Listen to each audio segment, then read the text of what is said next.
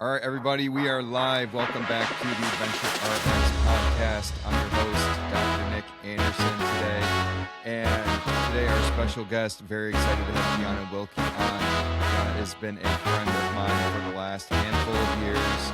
I've seen her for a few things myself, and I've been to many of her events, which have been a lot of fun. She's the founder of the Revolving Social Club, which is a West Side club that I'll let her talk more about. Been doing it about 2 years now, and a lot of fun events coming up this summer. As we know, Cleveland summers are short, so we got to get it in while we can. Gianna, thank you so much for joining me today. What is new with you and what's going on? Hi, thanks for having me. Nothing much is going on, just the usual.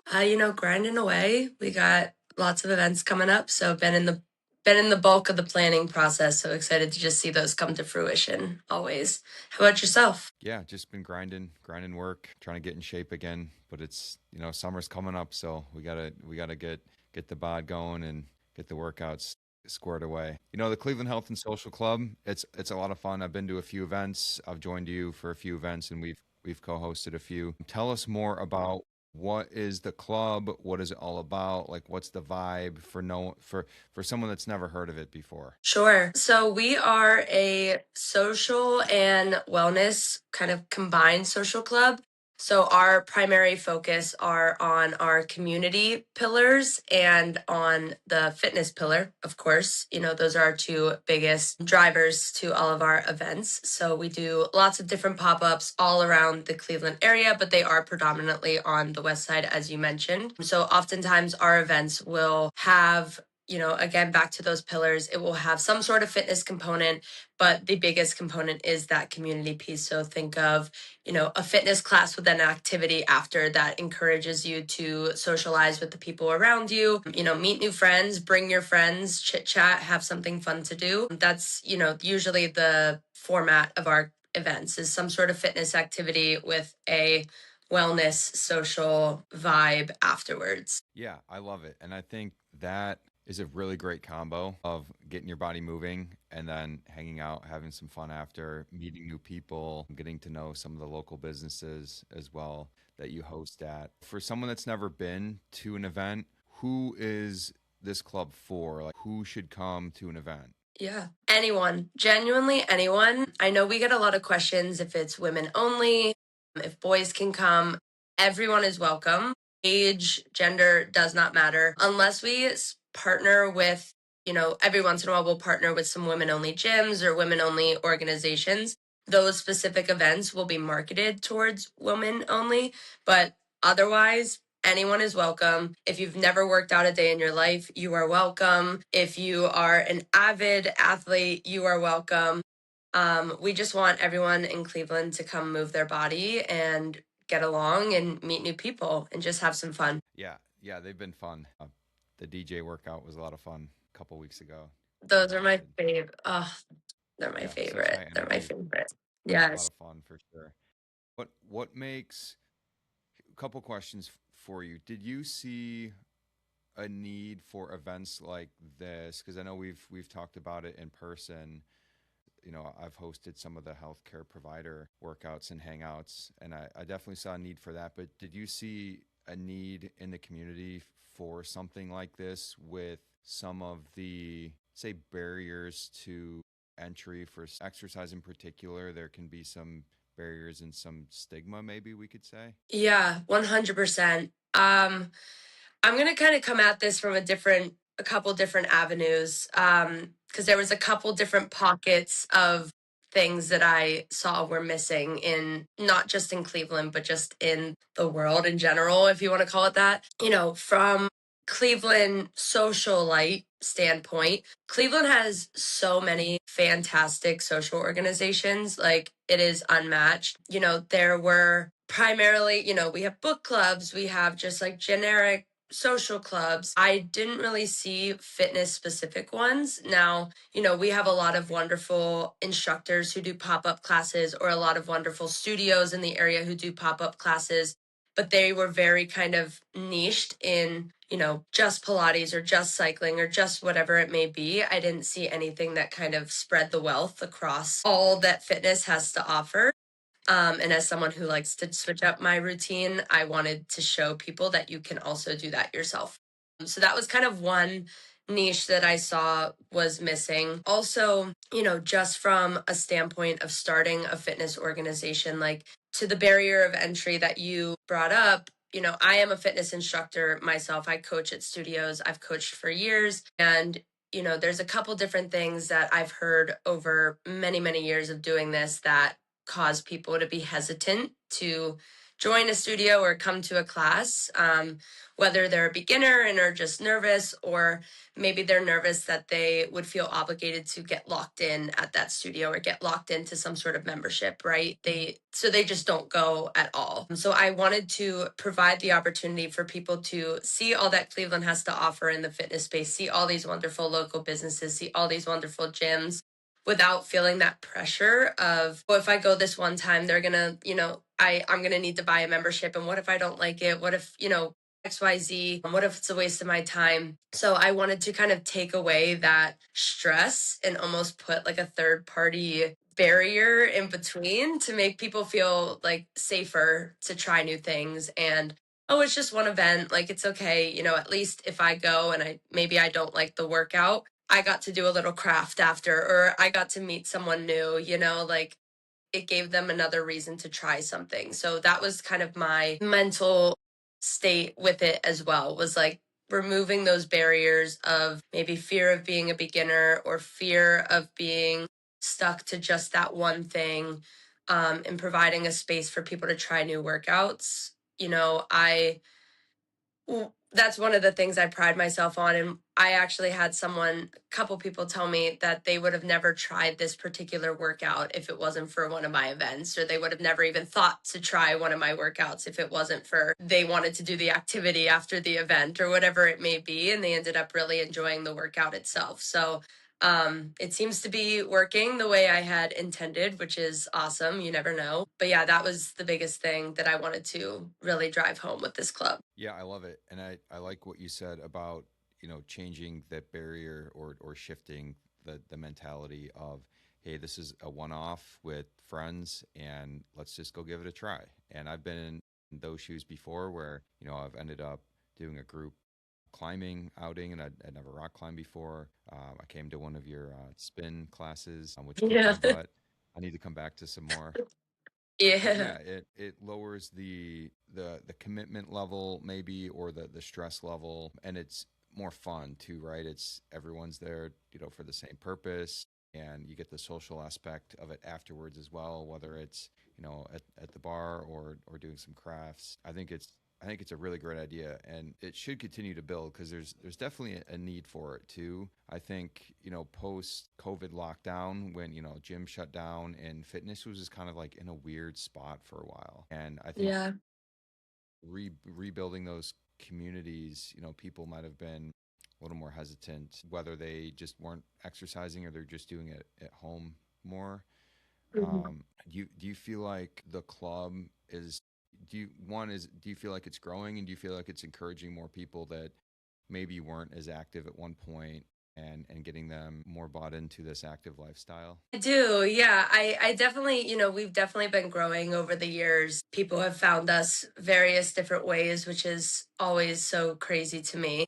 Um, and I think, just with the events themselves, but sometimes I'll randomly choose to do like a walk, like a step challenge for the month and just stuff like that. I know people get really excited to just like the step challenges in particular. When you asked me that question, is kind of what my mind went to. A lot of people are just competitive by nature. So having a reason to get active or having a reason to do something outside of their comfort zone and having someone organize that for them really gets them to be excited about it. I know a lot of my friends have participated in those, and they'll be, no, I'm not necessarily condoning this behavior, but they'll be at like 11 p.m. on their walking pad, like trying to get some last minute steps in, like right before bed or whatever, just because they want to get on top of the competition. But yeah, I definitely think a lot of the events and, other stuff that we do just to encourage people to live a more active lifestyle and just really incorporating it into your routine and not letting it really be something that you have to do. I'm very much like, this is what I get to do. It's a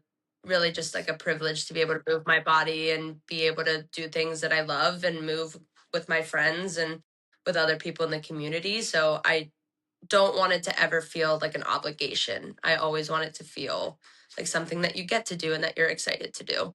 Yeah. Yeah, I love that. I think from a physical therapy and a physical therapist perspective, one of the things that I've seen over the last few years of practicing is just being consistent with the home program. And sure, there's errors on my side of things, giving too many exercises or uninteresting exercise choices. But I think consistency is one of those things that people struggle with across, you know, everybody in the fitness realm. And I think what you're saying is finding and blending exercise options that you have to like it, first of all.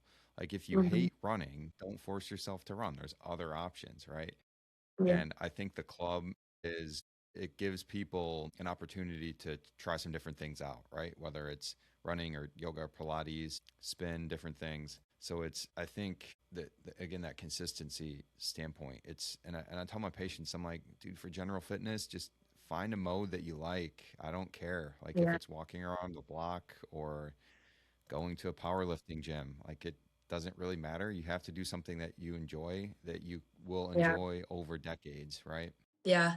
Yeah. I think too, just from my uh kind of belief as a person and as like a fitness instructor in general, that is always something that I try to kind of bring to the forefront of every class that I teach is like, this should be fun. Like, let's just have fun. It doesn't need to be serious. Like, I am such an unserious person. I like to crack jokes during my class. Like, I just want it to be fun because I do understand. And I've been on that other side of like, oh my gosh, this is so complicated. There's so many things that I feel like I need to be doing to be a fit or a well person. Like, I need to check all of these boxes to be considered healthy or be considered fit. And while, yeah, maybe there's some truth to that, like for the most part, as you said, like just find something that is fun to you and that you enjoy doing. And that's going to get you further than trying to check all of these boxes and just have fun with it.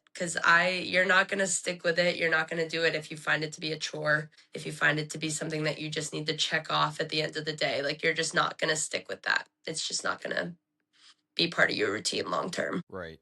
Yeah. And again, it's like you're saying, finding that mode that you'll consistently enjoy over years. And another perspective that I've used with patients is look, if you're getting that, weekly recommended strength work and cardiovascular work, whatever mode it might be, you were already ahead of what 80-90% of this country are probably inactive anyway. So it's like, pick a mode that you like, doesn't really matter too much.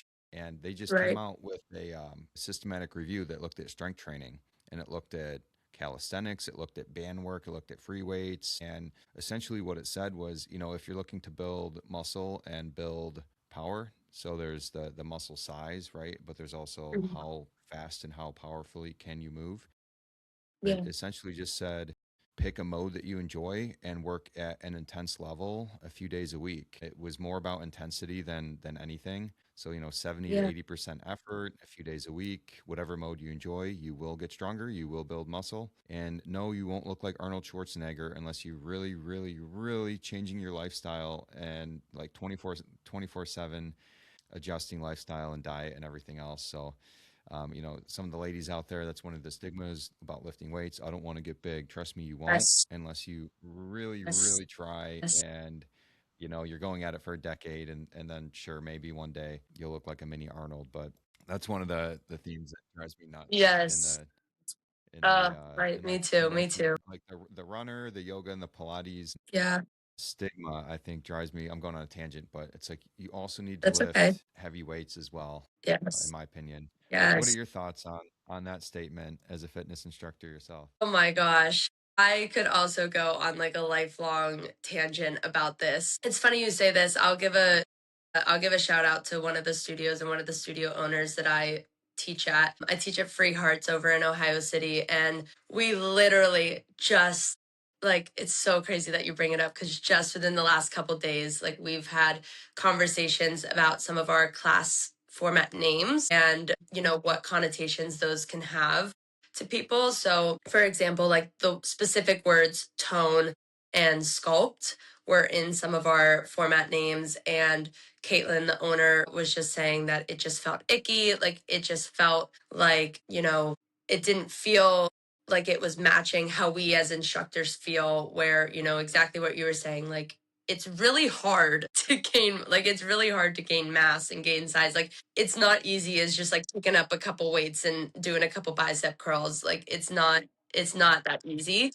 Um and I can kind of look at it from a female lens where, through society as a whole, like we are have been instructed to shrink not just our bodies but our personalities. Like that has just been expected of us, and the connotation of these words to me like just feel like that is what, tone, like instead of growing muscle, like we want to tone because we don't want to get big, like we don't want to take up space, so it really icks me out. I really don't like it. I think that there's a lot of negative connotations to it. And of course, like everyone can have their own physique preference, but when it feels more like what's expected of you versus what you as an individual truly want, that's where I kind of have an issue with it. And when there's, maybe some misconceptions of like the data and of the science behind it, like again, that's where I have an issue with it. And I've gotten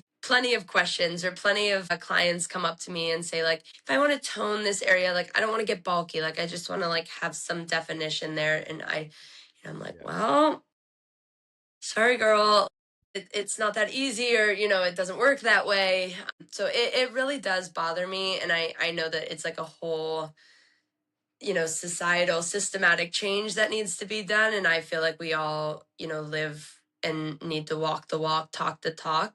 So it's definitely something that I try and drive home. Like, we're doing this to make ourselves stronger and to be able to like live a long, healthy life and be able to pick up groceries when we're 80 years old. And, that's why we're doing this, not to shrink ourselves down, not to make ourselves look a certain way. I try and focus on that feeling more than the look. So yes, I could go on a lifelong tangent as well, For sure. and I'll try and keep it to that. Yeah, it Yeah. I really it really upsets me for sure. Yeah, I think Yes, I'm with even you. if we're talking about, physiologically, toning and sculpting really isn't correct It's not. terminology anyway, Yeah, unless we're talking yeah, about, really cutting body fat percentage, which in women isn't super healthy. We don't got to get on that tangent either, but right. sure, Yeah. if you're gonna compete for a couple weeks and be, single digit body fat percentage, that's relatively okay. But yeah, it's I think strong is going to be more popular. I think it's in the millennials. I think strong is catching on, I think, in the fitness industry a little bit more than it has been. Yeah. And again, whatever that mode is, if it's, high intensity Pilates, if it's CrossFit, whatever it might be, I don't have any stigmas Mm, against any choice. Go ahead and pick a right. choice that you enjoy, maybe that you have friends doing, and build a community and a group. A lot of really great gyms have great communities, and Yeah. building the friendships that way. But yeah, it's interesting, and I've been trying to bodybuild intermittently on and off for like 20 years and 15 years, and trust me, like you're not going to get big unless you really, Yeah. you really try. You're not gonna You gotta- bulk, bulk up, right? You're not gonna bulk up. If anything, if you add lean mass, you will look more toned, right? And Mhm, here's a fun mhm. tidbit: if the more lean mass you have, the higher your metabolic rate is, meaning you can have more snacks during the day. So that's one of my motivating factors. I'm like, yeah, I can get bigger and I can eat more. This is great. Yeah. This is great. As a certified snack lover, that's a pretty good tidbit for me. I like that fun fact.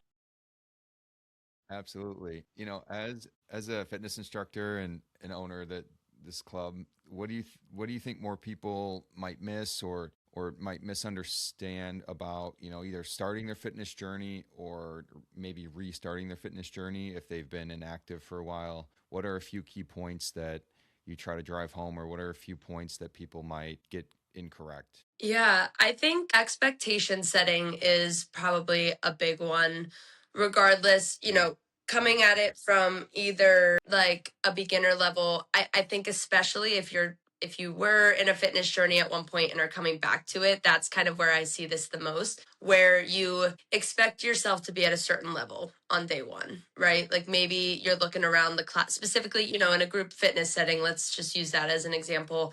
You're looking around the class, you see people doing an exercise one way, or you see certain just you see people look a certain way, whatever it may be. You're like, oh, I need to be there, I need to be able to do these exercises this certain way.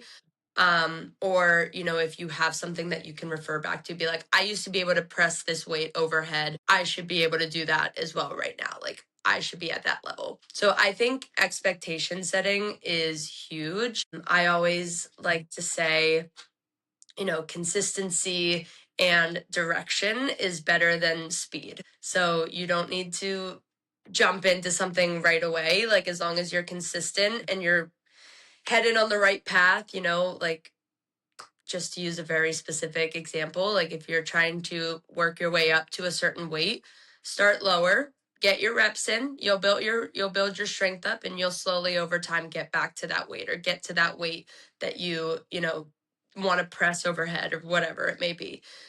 I think that's huge. I see a lot of people just try and jump right into the more advanced modifications of an exercise just because like they see their neighbor doing it.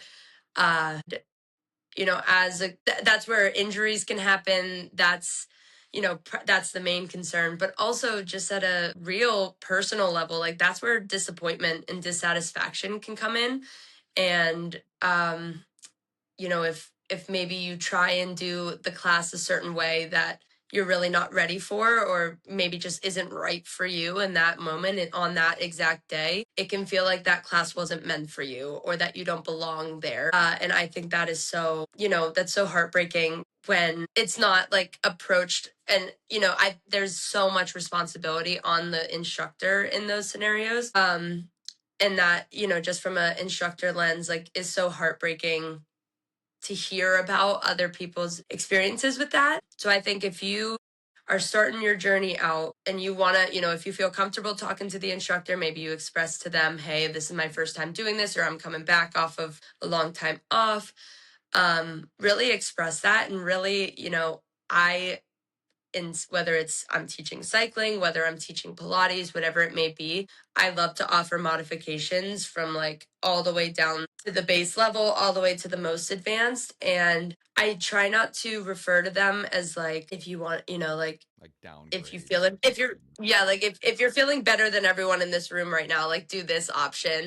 I just want it to be like, if your body feels like it needs this today, and especially in a more high intense, for example, cycling in particular, it's a more high intensity mode of exercise. So sometimes, especially as women, our energy levels fluctuate as the month goes on. So sometimes I'm just not feeling like I can sprint my little heart out today, and maybe I need to take it in the saddle, and that is a-okay. So you're 100% energy level may look different day to day, whether it's in the morning, whether it's in the evening. And I think understanding that takes time, especially if you're a beginner, understanding that where your limits are, where they might be, and where you want to be may not match up right away. And that's where that expectation setting is going to come into play, because you don't want to hurt yourself. Obviously, that is like priority number one, but set yourself up for success, because you'll get there. Like when you're in group fitness settings, there's a lot harder because you're in just a group, no one has a sign over their head that says, hey, this is my 1000th class. I've been doing this for years and years. That's why I'm able to do this exercise. No one has that sign over their head. You just see your neighbor doing backflips on their mat or whatever the heck is going on. And you're like, that's where I need to be at today, I guess. And that's just not the truth. So, as an instructor, I take that very personally. And that's very important to me to make that clear, especially to any beginners in my room. But, there's a little bit of internal work that needs to be done as a beginner, as someone who's coming back in, that just is like, hey, maybe it doesn't look the way I want it to today. And that's okay. Yeah. I'm just going to move. Maybe I'll take a modification here and there, and I'm just going to do what I need to do. and Yeah, that's I it. would say a few points to go off what you just said. I would say in my practice, most of the injuries that I see in lifting and running are a result of doing too much too quickly. And I think it's a mismatch of communication between instructor expectations and maybe overall vibe of the class or whatever it's going on. I think people can overestimate, me included, for sure. I've been in this shoes too, where it's like, well, I used to be able to do this and I should be able to do this within a few weeks again. But the body works slowly to and the stinky part with fitness is that the body is a minimalist. So we want to maintain the least amount of muscle mass and the least amount of VO2 lung health, right, as possible Mm. because those are very energy greedy systems, right? Energy dense. They just take a lot of nutrition and energy to maintain. So we generally lose fitness a little bit quicker than we do regaining it. Now, that being said, if you were previously trained, compared to an untrained person, you will gain it back more quickly than an untrained person might. But Yeah. like you're saying, I think it comes down to the gym format, the instructor's experience and willingness and creativity, right? A lot of this is creativity. It's like, well, crap, my Yeah. patient can't squat right now because of their knee. Yeah. What are the 5 regression options to build up, back up to a full squat? Yeah. I think a lot of it can be to the format, especially in group settings of gyms Hmm. in particular. I think having tiers of entry into gyms is Hmm. huge. A lot of small private, like Paragon does it. A lot of CrossFit gyms do the same thing, where you more or less, after talking with coaching and or owners of the gym, you kind of test into different tiers of levels at the gym and your workout is based on that, where they have the progressions and the programming and regressions as needed, and setting those expectations like you said, I think is huge. And again, it like I get it. If you used to be a pretty good athlete and you took a year off, and it might take a little bit longer than you might Yeah. think to get back to it. That's one of the fun things about it. It's being Mm. consistent in the grind, slow overload over time. Exactly. Yeah. If Yeah. There's a lot someone of did, there's an ego to it for sure. yeah, I've been there. definitely My ego gosh. for sure. We all used to be athletes, right? At one point.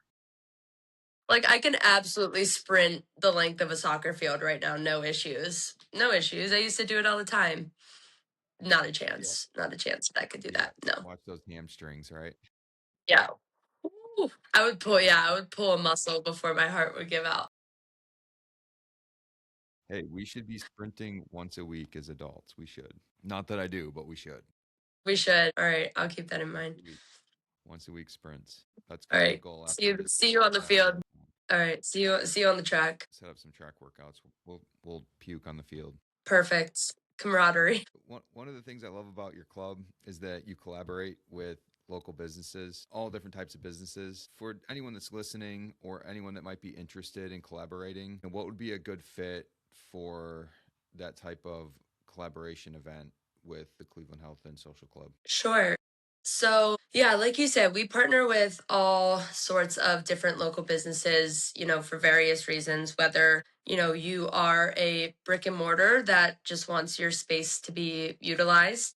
So for example, we've done, bars, general, random brick and mortars that just want to host and have their space used and seen. That's always a great one, from a logistics standpoint, a place with an open space or a space that could fit a fitness class is huge. Usually we can get pretty creative, but that's pretty important to be able to physically put bodies on a mat is usually pretty important. And then we have, actual gyms or, again, we partnered for a runner workshop. So any wellness providers, stuff like that are also always great. And then just, local vendors from any sort of, I can't even think of the word I'm looking for, niche, I guess, art vendors, whatever it may be. We have a lot of local vendors that we just have pop up at events for our clients. So we love to highlight literally any and every local business that we possibly can.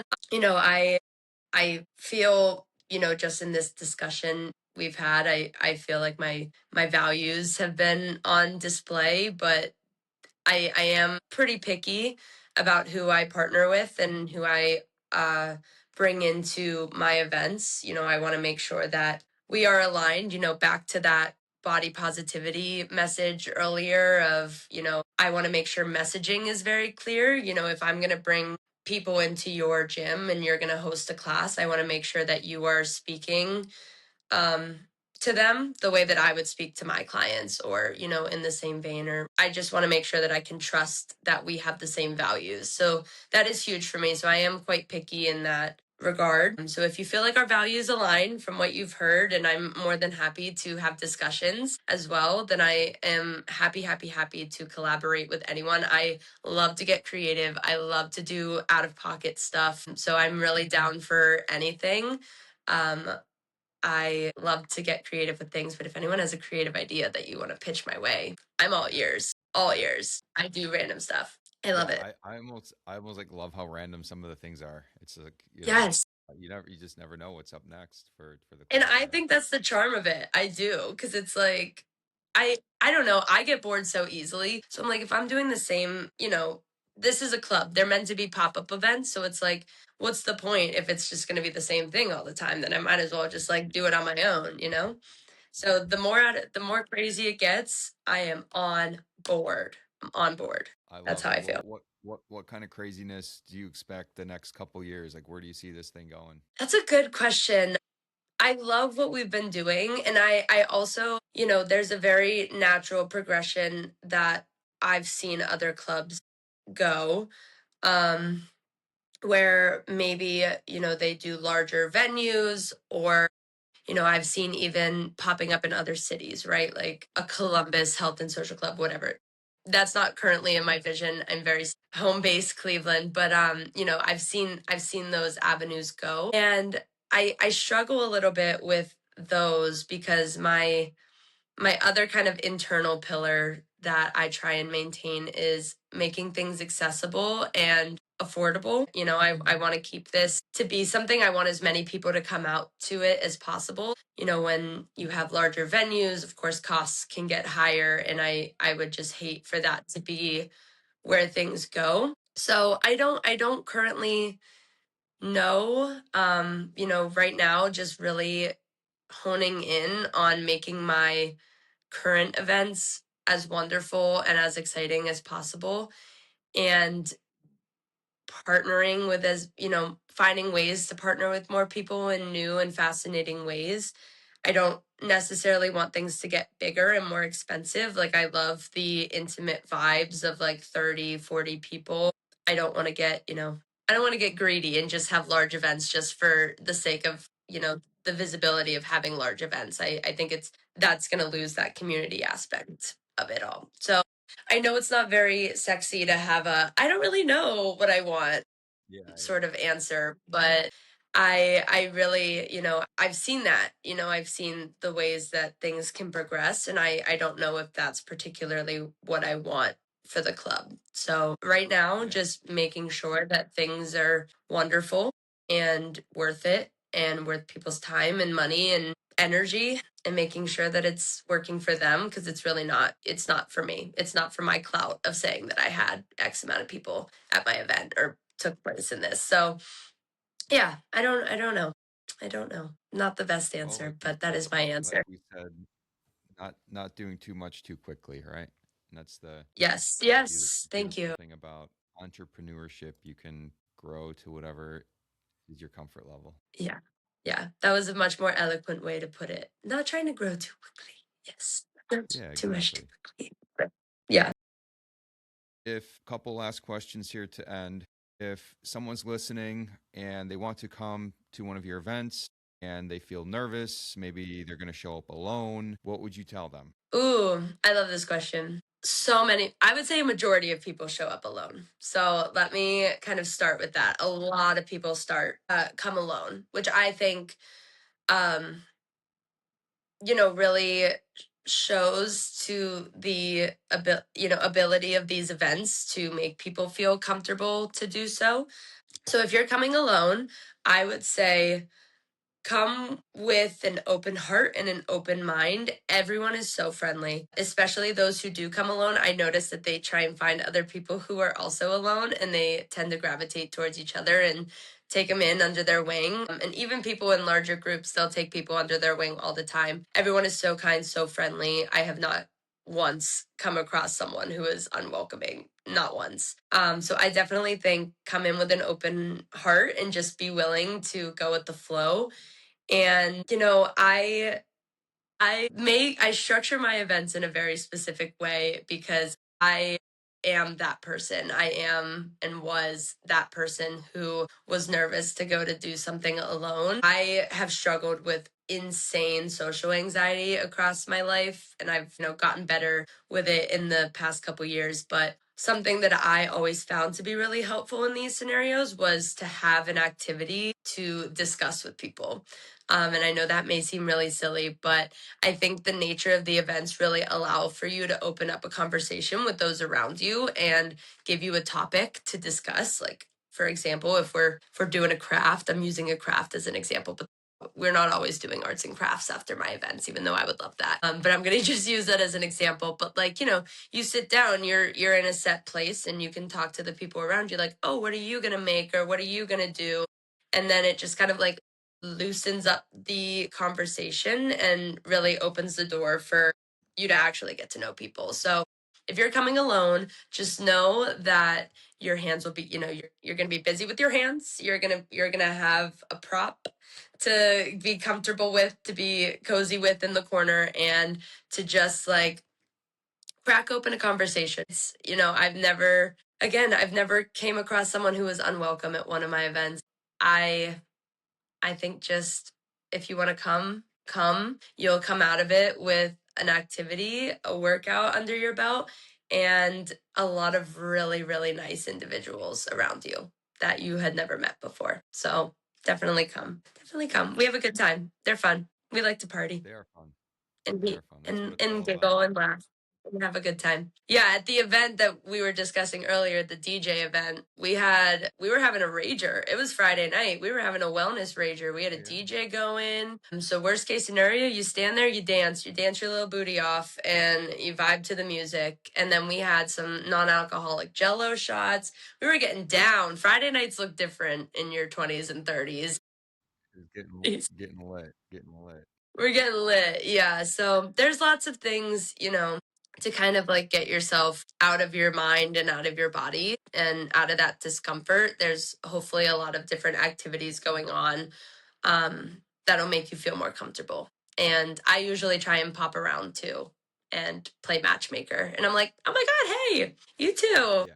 Go ahead, have fun, discuss, have fun. So yeah, I would like to think that we have a very welcoming community and very welcoming vibe. So many people show up by themselves. So it's very common and usually leave with at least one friend, usually more, but at least one friend. Yeah. Where can we We have a good time. find more info about what you got going on with the club? Sure. So social media is probably the biggest place. We don't necessarily have a website per se. So Instagram, CLE Health and Social Club, CLE Health and Social Club, all spelled out. And then same on TikTok. I'm on TikTok now. That's exciting. Nice. So CLE Health and Social Club there. Yeah. And then everything we do is on Eventbrite. I would say 95% of our events are on Eventbrite. So that's how you can sign up for anything that we do. But all of that is in our Instagram bio. So at any time you can kind of click in our link and all of those events will pop up. And we have a newsletter as well that's in there. So if you're not really active on social media, you can sign up for our newsletter. They get first dibs on events. They get told about events first before they go live on social media. That's also another great method for a lot of our events who may sell out pretty quickly. You can get access first. Yeah. So a couple different places, Eventbrite, but social media is huge for us. Yeah. Perfect. We have an event collaborating with a local gym coming up on, is it the 30th? May 31st, Sunday. May 31st. Sunday at 12 Over p.m. noon. at OG Strength and Conditioning, Strength and Fitness. So that's a Rocky River Yeah. Gym, newer to the area. Really, really great spot. I'm excited for that event. I'll be there providing some recovery services and just hanging out, maybe working out a little bit with the group. So, Gianna, thank you so much for the time today. Hopefully, everyone listening joins an event soon. There's plenty coming up. Join the email list. I'm on the email list. It's definitely the best way to get updates from you. And yeah, everyone just come out for an event. I'm telling you, it's a lot of fun. And like you're saying, you never know what you're going to get. Different events for different vibes. It's definitely a great time. But thank you for your time today. Thank you so much. Great to chat with you. Cool. All right, and we're done. Hey, I need